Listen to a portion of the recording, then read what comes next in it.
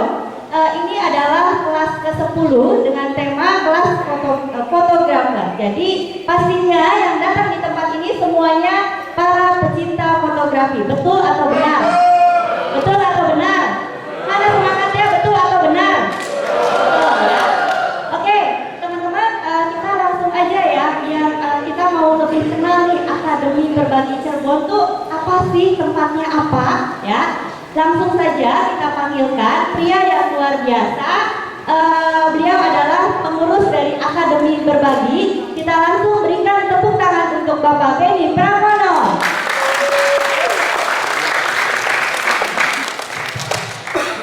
Selamat siang, Assalamualaikum warahmatullahi wabarakatuh. Salam sejahtera bagi kita semua. Sebelum kita mulai, saya mohon untuk berdiri. Kita akan berdoa untuk agama kita dan kepercayaan masing-masing.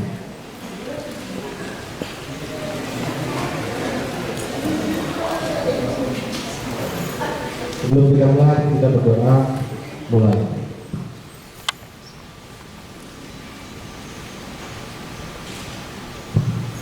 Selesai. Seperti biasa, Akademi Berbagi sebelum mulai acara kita akan menyanyikan lagu pada negeri. Dan ini adalah merupakan kebiasaan kita sampai hari ini dan kelas ke-10.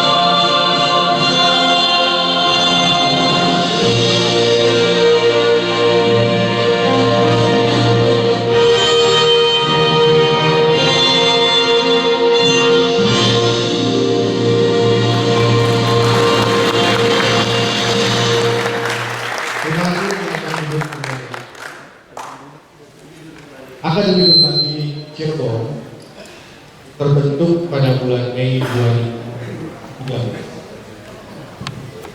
Awalnya Akademi Berbagi ini terbentuk di Jakarta. Ada seorang yang bernama Ibu Jojo.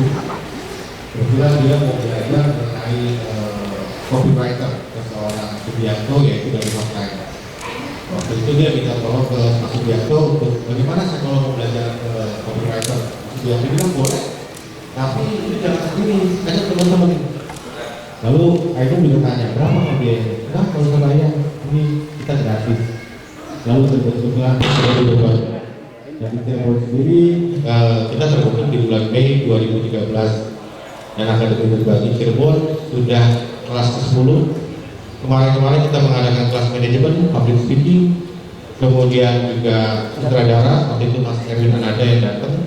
Kemudian ada public speaking dari Filipina juga. Dan ke depan kita akan banyak acara lagi. Lalu kenapa ada kelas fotografi? Sebenarnya dari awal kita mau bikin kelas fotografi. Kemudian ketemu teman-teman dari Standar Kencana, ayo dong bikin. Akhirnya kita realisasikan hari ini dengan Mas Jerry Aurum. Dan Mas Jerry Aurum ini jadwalnya sangat padat. Tapi terima kasih banyak buat Mas Jerry Aurum yang berbagi dengan kita. Soalnya kalau kita sudah bayar Mas Jerry nggak bisa. Terima kasih Mas Jerry Aurum. Baik, saya akan perkenalkan siapa aja sih relawan pengurus Akademi Berbagi. Kita akan perkenalkan Kepala Sekolah kita Akademi Berbagi, Bapak Hermansyah. Kemudian Bapak Chandra. Kemudian Mbak Dwi. Kemudian Mas Agus. Kemudian ada Melisa juga. Mereka bekerja untuk teman-teman semua di Akademi Berbagi, dan kami mohon bantuan supportnya untuk selalu mengikuti Akademi Berbagi, dan kalau bisa juga ada yang mau menjadi relawan. Kurang lebih.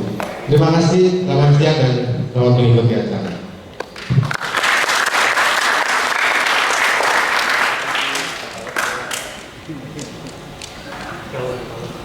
Ya, oke, kita langsung saja ya ke acara yang ditunggu-tunggu. Jadi luar biasa banget ya, kita semua beruntung banget karena hari ini dapat materi langsung dari orang yang sudah pakar ya di bidangnya. Siapakah dia? Tadi sudah disebutin ya, sudah ada clue-nya ya, sudah disebutin namanya ya. Nah, teman-teman, jadi Bapak Jerry Aurum itu adalah suami dari penyanyi terkenal Indonesia. Ada yang tahu? Tebak-tebakan ya judulnya. Ada yang tahu siapa? Ya, betul sekali ya, dari Ibu Denada. Jadi kita langsung sambut saja ya. Jadi Bapak Jerry Aurum sekarang menjadi brand ambassador Asia Pacific Channel. Kita tepuk tangannya dong. Langsung saja kita sambut dan berikan tepuk tangan yang paling meriah untuk Bapak Jerry Aurum.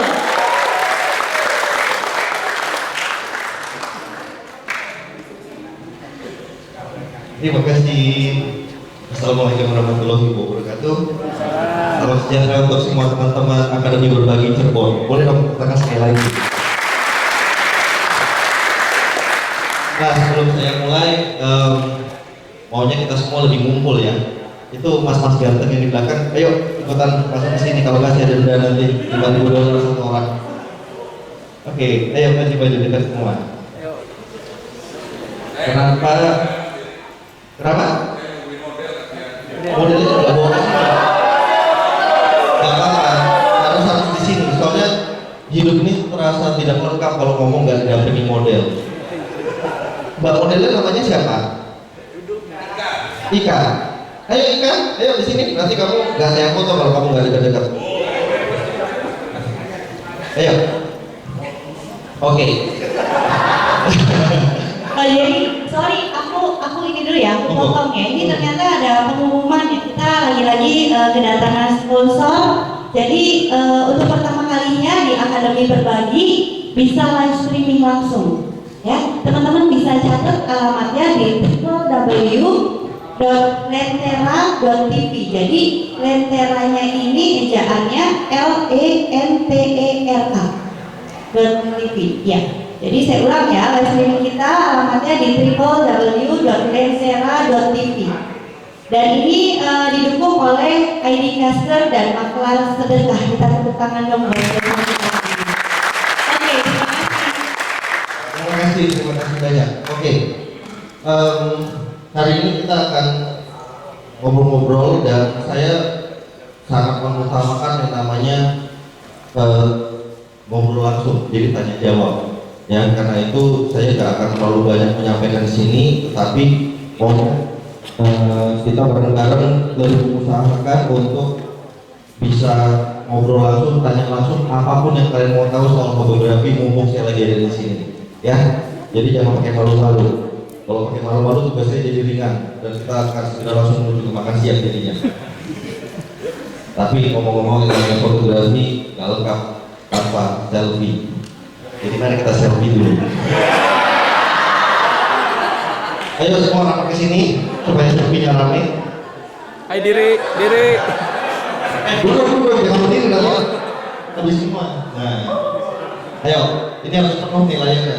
Ayo, kalian lihat kan di situ masih ada yang hijau-hijau. Kalau nggak penuh, nggak hijau. Oke, siap ya. Ya, 1, 2, ya, sekali lagi ya. 1, 2, thank you. Sip. Besar.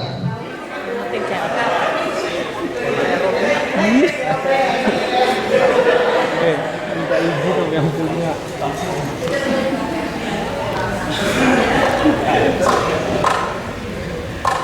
Oke. Mudah-mudahan kalau di tweet nanti ada 1 juta retweet. Sip. Sudah masuk. Lalu saya buka.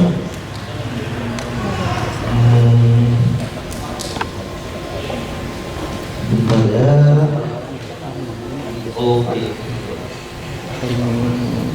Streaming Ya, enak kelihatan. Nah, jadi pagi ini akan saya bagikan bukan cara memotret benar atau segala macam ya, tapi saya mau lebih berbagi beberapa dari sekian proyek yang pernah saya kerjakan yang saya senang. Ya, jadi bukan berarti yang duitnya banyak atau yang karena memotret seorang artis terkenal ataupun karena motretnya di luar negeri, bukan. Tapi yang mau saya share di sini kira-kira ada 5-6 proyek yang memang kebetulan hasil fotonya saya suka. Karena kenapa? Karena yang paling penting kalau buat saya itu adalah saya mengerjakan apa yang saya suka. Jadi mengerjakan apa yang saya suka, nggak dibayar aja saya kerjakan. Apalagi kalau kemudian dibayar orang, lebih hebat lagi. Nah, jadi mudah-mudahan bisa ikut menginspirasi kita semua. Saya mulai dengan proyek saya yang pertama. Tapi tolong bukunya, Fik. Ini adalah satu foto yang saya buat di tahun 2004 yang merupakan bagian dari buku yang pertama kali saya terbitkan tahun 2006. Waktu itu terbitnya yang judulnya Femaleography, yaitu Female in Photography. Isinya adalah lebih dari 100 orang perempuan yang difoto dengan cara-cara tertentu yang seunik mungkin yang saya bisa untuk diterbitkan menjadi sebuah buku, yaitu yang ini bukunya Femaleography, terbit 2006, terbit di seluruh dunia, dan untungnya mendapatkan cukup banyak penghargaan di beberapa negara,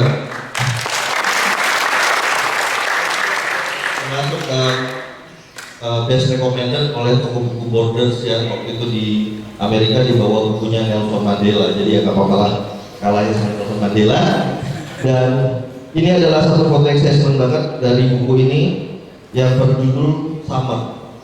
Summer itu musim panas. Karena saya terilhami waktu nonton filmnya Ang Lee yang judulnya Crouching Tiger, Hidden Dragon. Nonton kan dulu. Kalau nonton berarti usianya tua. Nah, di dalam film itu ada Choi Yun-fat lagi berantem sama Michelle Yeoh di antara pepohonan musim gugur. Ya, jadi saya melihat itu adegannya sangat artistik dan saya pikir saya pengen bikin versinya saya. Jadi inilah saya bikin bersama 2 orang balerina kembar, yaitu Adela dan Alenta Fauzi, yang merupakan teman saya di Jakarta, yang mana foto ini kita bikin di studio. Ya, buat yang mengira bahwa ini adalah rekaan komputer, ya kalian salah. Karena memang kita membuat foto ini serealistis mungkin.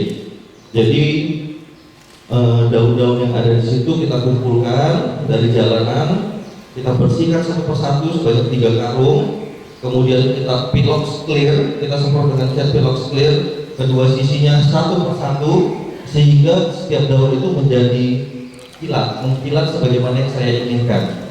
Dan kemudian pemotretan ini melibatkan kira-kira 10 orang asisten yang bertugas untuk menghalur-halurkan si daunnya dengan timing tertentu supaya kita bisa mendapatkan komposisi daun yang persis sesuai dengan gerakan mereka.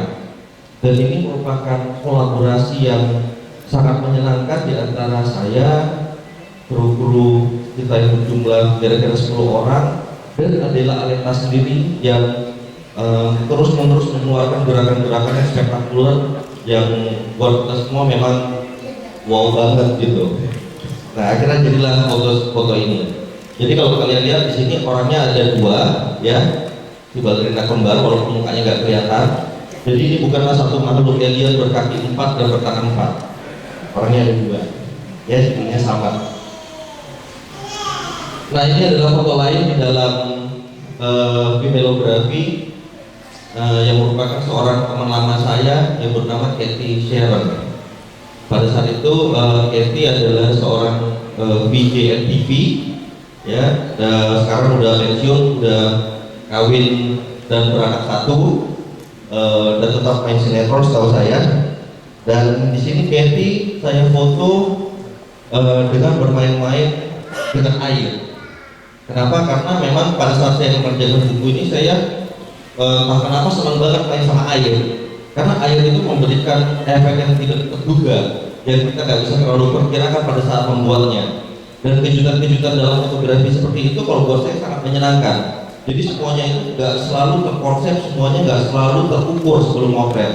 Pada saat motret itu sendiri sering banget ada kejutan yang sama sekali kita nggak duga dan akhirnya memberikan hasil yang lebih bikin senang ketimbang pada saat mengkonsep di awal. Dan air itu sering banget memberikan efek seperti itu. Contohnya di sini pada saat saya, suaranya jadi kayak sedikit batu kan. Contohnya pada saat saya di sini menyemprotkan Kathy, itu gampang sekali. Saya pakai selang air biasa kalau kita pakai buat cuci motor gitu.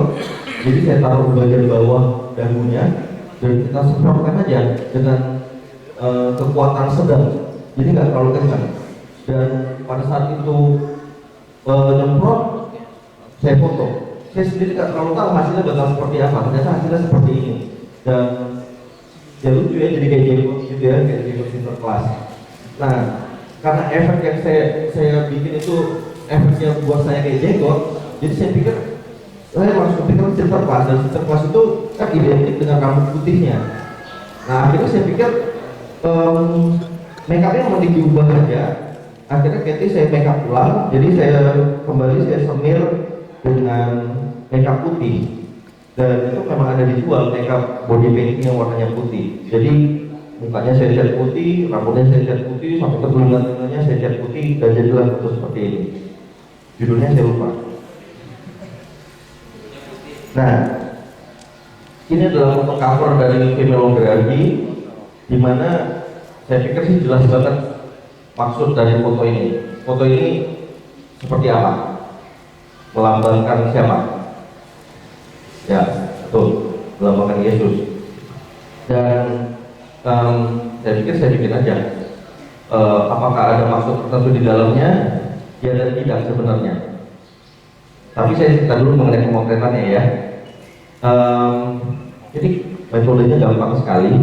Jadi saya tidak berusaha menganiaya si model dengan menggantungkannya atau menyalipkan dia di tembok studio saya, tetapi si modelnya ini kita suruh tidur di lantai studio. Ya, lantai studio saya kebetulan terbuat dari semen yang di varnish glossy. Jadi dia kita tidurkan di situ dengan posisi sedemikian rupa. Saya foto dari atas 90 derajat ke bawah, dan untuk memberikan efek supaya dia nggak terlihat sedang tiduran, itu terletak pada rambut dan kain yang menutupi tubuhnya. Jadi rambutnya itu nggak boleh tertekan ke lantai, demikian juga sebaliknya. Karena itu gampang sekali caranya. Kita memakai 2 orang asisten, yang satu untuk megangin rambut, yang satu untuk megangin kain. Dihitung 1, 2, 3, angkat. Nah, si asisten itu akan mengangkat si rambut dan si kain bersamaan. Pada saat rambutnya sedang melayang, kainnya sedang melayang, di situ saya jeplek. Gampang sekali, teorinya gampang, bikinnya susah. Kenapa? Karena pada saat rambut sedang mengudara, demikian juga pada saat kain sedang naik, itu gampang-gampang susah memprediksi apa yang komposisi yang akan kita dapat. Karena itu jenis foto seperti ini harus terus-menerus kita bikin sampai kita puas. Dan kalau dalam kasus saya biasanya beberapa puluh kali itu udah dapat yang kita mau. Ya, kalau saya lebih senang mendapatkan semuanya sempurna pada satu frame, pada satu foto, ketimbang nanti menggabung-gabungannya di komputer dengan Photoshop. Boleh juga kalau mau, tapi kalau saya malas, saya lebih senang untuk eksperimen itu di belakang kamera saya sendiri, di depan komputer kelak. Tapi sah-sah aja kalau mau seperti itu. Nah, foto ini 6 tahun kemudian, which is itu tahun 2012 yang lalu, bisa saya ikutkan lagi untuk lomba di Amerika, di New York. Dan ternyata foto ini dapat penghargaan tertinggi, yaitu Platinum Award di 100 Best in Photography di dunia. Yang membuat saya menjadi orang Asia pertama yang pernah mendapatkan itu di Amerika. Oke. Dan pada saat Pimelogram ini kebetulan menjadi pameran yang mampir ke berbagai negara di dunia. Dan pada saat saya di Belanda, kebetulan saya sedang berdiri di belakang foto ini. Di baliknya, saya lagi berdiri di situ ngobrol sama satu orang, saya mendengar percakapan antara 2 orang di balik yang sedang memperdebatkan foto ini. Yang satu bilang, ini saya nggak senang banget sama foto ini, karena foto ini menghina Katolik. Seolah-olah dia ingin mengatakan bahwa penyalipan itu bukanlah sesuatu yang disetujui. Sedangkan yang satunya lagi bilang, kalau menurut saya malah kebalikan. Kalau menurut saya justru di sini fotografernya ingin menunjukkan apresiasinya kepada agama Katolik. Kenapa kata yang satunya lagi? Dia bilang, karena dia ingin mengatakan bahwa kenapa Yesus itu mesti laki-laki? Kenapa berarti Tuhan dalam agama Katolik harus laki-laki? Kenapa nggak perempuan? Dia bilang. Saya coba ya, kita lihat di agama Katolik seluruhnya pastor itu laki-laki, kok nggak ada perempuannya? Terus doanya kita itu Bapa kami, kenapa nggak ibu kami? Saya pikir, iya benar juga ya. Nah, tetapi apa yang saya petik dari pembicaraan kedua orang itu? Fotografi itu kan bagian dari seni rupa. Seni rupa itu memang bukan kayak matematika, 2 tambah 2 menjadi 4. Karena itu, kalau menurut saya, menyimak dari pembicaraan kedua orang tersebut, apabila sebuah hasil karya seni bisa memancing orang untuk berdebat dan kemudian mengembangkan apresiasi mereka, saya pikir si seni rupa atau seni suara atau kesenian apapun itu berhasil mewujudkan misinya, di mana kita harus belajar mengapresiasi persamaan maupun perbedaan pendapat mengenai sesuatu. Jadi pada nggak berantem. Dan itu menginspirasi saya untuk kemudian membuat karya yang lebih dan lebih bisa diperdebatkan lagi oleh siapapun. Jadi karya saya itu, saya di mata saya sendiri itu memang cenderung memancing perdebatan. Kenapa? Karena orang Indonesia ini memang mesti dididik untuk menerima perbedaan. Karena kan dulu kan kita negaranya kan plural banget kan, beda banget, sukunya banyak, agamanya banyak, dan semua fine-fine aja. Tetapi makin kesini kalau beda itu makin sering berantem. Nah, jadi saya sebagai kapasitas saya sebagai seorang seniman, sebagai fotografer, berusaha untuk membuat kita semua sama-sama bisa mengapresiasi yang namanya perbedaan. Setelah duduk dari semua tadi, suara saya kembali bantu. Oke, yang berikutnya saya mau share adalah project saya yang saat ini berupa foto jalan-jalan di New Zealand. Ini boleh nggak? Saya jangan terlalu bantu gitu, nanti yang dengar pingsan. Ya, terima kasih Mas Agus. Halo. Kabelnya mungkin kurang solid.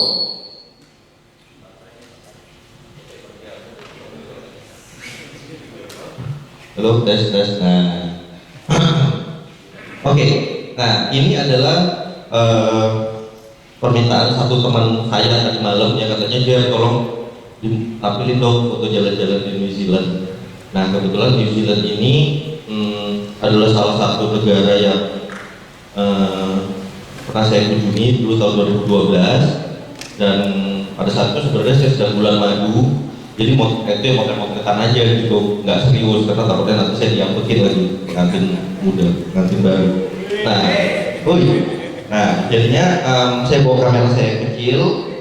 Kita kebetulan waktu itu muter kira-kira 40 hari naik mobil memutar New Zealand, dan yang bisa saya katakan adalah New Zealand itu adalah satu tempat yang turismenya itu betul-betul 100%, 110% tertata, apik dan bagus, dan sangat-sangat natural. Jadi apapun yang ada di sana itu nggak pernah dibagus-bagusin sama pemerintahnya. Sungai ya dibiarin sungai, gunung dibiarin gunung, nggak ada yang diganggu, nggak dibikin jalan setapak dengan semen dan segala macam yang merusak, semuanya dibiarkan natural. Tetapi penginapan, akses, tempat makan, toilet, kamar mandi, dapur umum, semuanya lengkap. Jadi ibaratnya kalau saya jalan ke sana backpacking aja dengan kamera dan baju, saya bisa hidup dengan nyaman.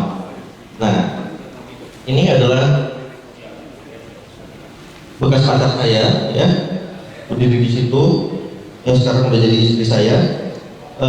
Kita foto di Christchurch. Christchurch itu adalah satu kota di pulau selatannya New Zealand, di mana air yang membelah kotanya aja jernihnya bukan main, bisa kelihatan dasarnya. Ya, ini jadi saya foto di situ saat kita baru nyampe, dan dari situ kemudian kita muter-muter. Ini di namanya Mount John, pulaunya gunungnya si John berarti, ya, Mount John, di mana di situ ada jalan setapak yang melintasi suatu padang yang luas sekali. Dan untuk foto main-main saya minta supaya Dena loncat-loncat di atas, sementara saya di bawah. Karena anak itu kan memang pecicilan banget kan, energinya banyak, ikut triathlon segala macam. Jadi ya tersalurkan. Nah, kemudian dari sana itu kita pergi ke satu daerah, saya lupa namanya. Tetapi di sini daerah ini dipenuhi dengan es, ya, dipenuhi dengan es, di mana es itu umurnya ceritanya, katanya dia udah 3 juta tahun si es ini.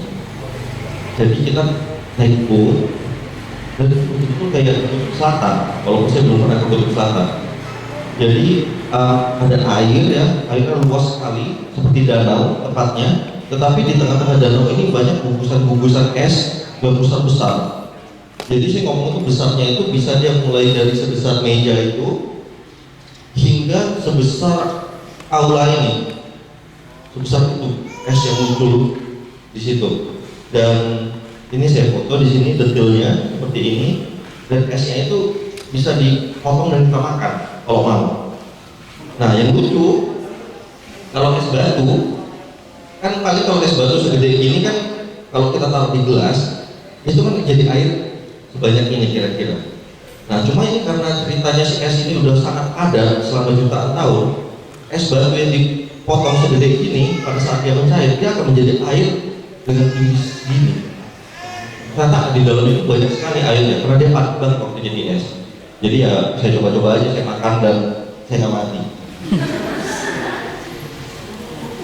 Nah, di daerah namanya Aoraki, ya, di sana kita